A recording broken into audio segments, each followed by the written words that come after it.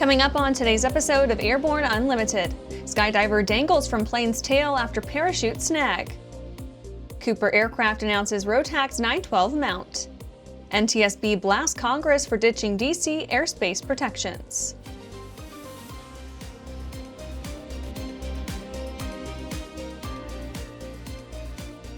Welcome to Airborne Unlimited. I'm your host, Holland Lee.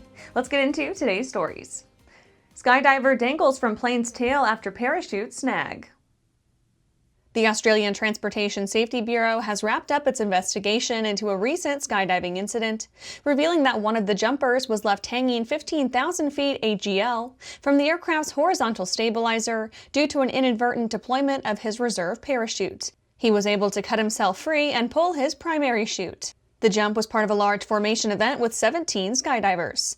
As the group reached 15,000 feet, the camera operator stepped out on the exterior platform, and the first jumper moved into the furthest forward position, when his reserve handle snagged on the aircraft's flap, triggering a parachute deployment that yanked him backwards and knocked the camera operator into free fall.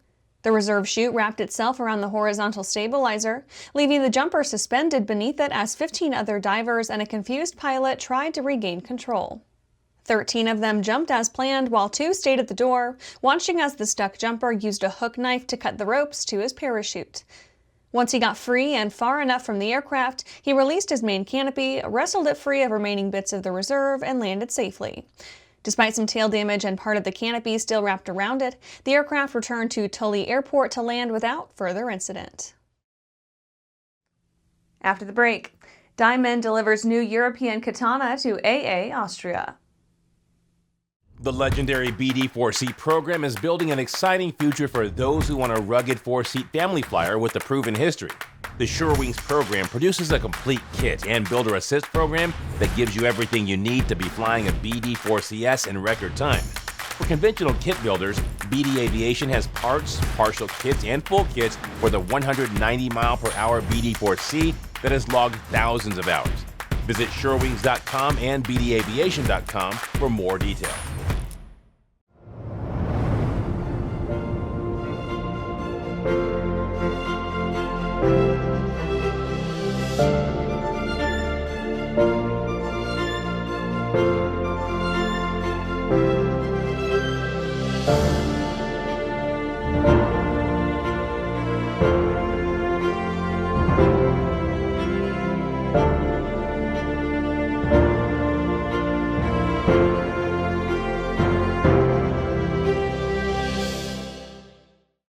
Welcome back.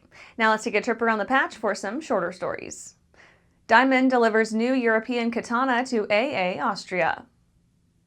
Diamond Aircraft announced the delivery of the first new European-made DA-20i Katana since the production line was reopened.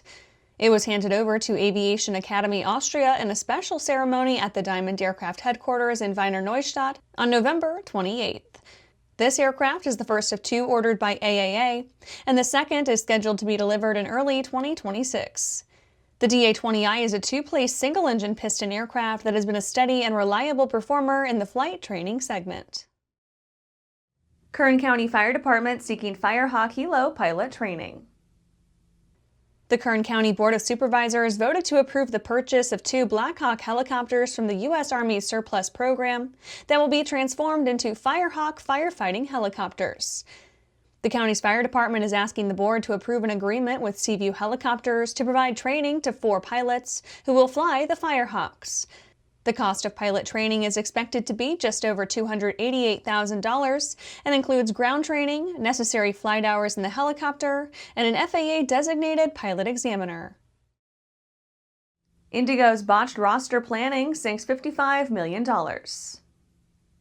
IndiGo's holiday meltdown is now expecting to cost more than $55 million in compensation after botched roster planning met newly tightened duty and rest regs. The result was more than 4,500 flight cancellations in just over a week and a logistical mess that stranded hundreds of thousands of passengers. The worst of the chaos hit on December 3rd through 5th, when IndiGo's miscalculations left flights to be scrapped just hours, or in some cases minutes, before departure. Major General Jeannie Leavitt named Aviation Dean at ERAU Prescott campus. Major General Jeannie Leavitt, a trailblazer in aviation and a world leader in aerospace operations and safety, has been appointed Dean of the College of Aviation at the Prescott, Arizona campus of Embry-Riddle Aeronautical University. Leavitt will start her position as Dean in February 2026. She joins ERAU after an esteemed 31-year career in the U.S. Air Force that included becoming the service's first female fighter pilot and the first woman to command an Air Force combat fighter wing. That's it for today's trip around the patch. Let's get back to the rest of the news. Cooper Aircraft announces Rotax 912 mount. Cooper Aircraft Corporation has expanded support for Rotax installations with a new mount for naturally aspirated engines. The new mounts cover the Highwing, Legacy, B Model, Onex, Sonex, Waiex, and Xenos. The mounts are delivered in white and will mount up the Rotax 912UL, 912ULS, 912IS, 914UL, 915IS, and 916IS. Currently, the team is working on turbocharged Rotax installations, but that will come later on once the creases are all ironed out. Cooper is quite proud to join the mainstream world of LSA power, noting that traditionally Sonex has, quote, largely been powered by Aero conversions Aero-V, Aero-V Turbo, and Jabiroos since the very beginning, end quote. The Rotax 912 and its extended family are as close to a modern blue-chip engine design as the world of experimentals has ever had. Cooper emphasizes the huge variety on tap from the Euro brand. Quote, the possibilities at this point are truly endless when going Rotax. With engine options ranging from 80 to 160 horsepower, max service ceiling of 23,000 feet, 2 to 6 blade propeller configurations.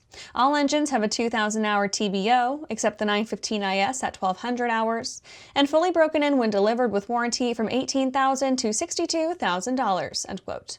Kits will include OEM Rotax cooling parts, fiberglass components, weldments, brackets, hoses, fittings, and miscellany. Fuel system parts and wiring are not included. After these messages, NTSB blasts Congress for ditching DC airspace protections.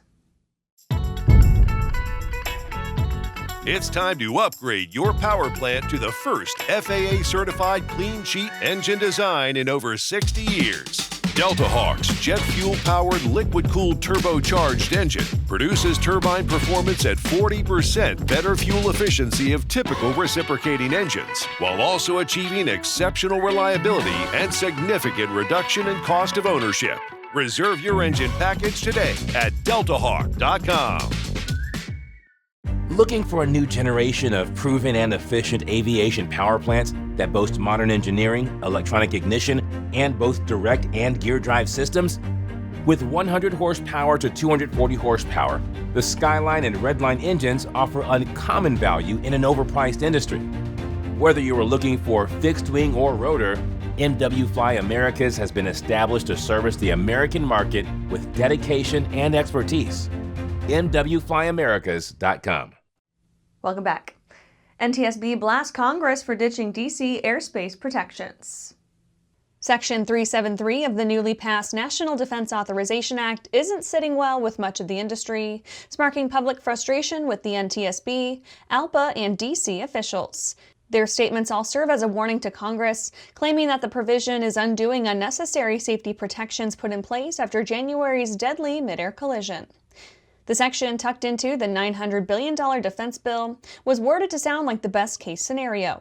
It proposes that military helicopters be mandated to use electronic tracking like ATSB, to be visible to airliners in congested airspace, and requires near-miss and annual progress reports through 2030. It proposes that military helicopters be mandated to use electronic tracking like ATSB, to be visible to airliners in congested airspace, and requires near-miss and annual progress reports through 2030. The controversy comes with the fine print. Waivers can be granted to skirt these requirements, citing national security concerns. This undoes immediate mitigations that came in the wake of the 67-fatality DCA crash, reopening loopholes that allow military aircraft to avoid electronic broadcasting. Those who have seen the causes and effects of the tragic accident up close and personal are not happy with the proposal. NTSB Chair Jennifer Homendy says that the agency vehemently opposes the provision, which she describes as a shameful and unthinkable decision that poses a, quote, unacceptable risk to the flying public, to commercial and military aircraft, crews, and to the residents in the region, end quote. And that's our show for today. You can catch episodes of Airborne on YouTube, Roku, or Fire TV. Just search for Aero-News or Airborne. And don't forget to follow us on social media. Thanks for watching.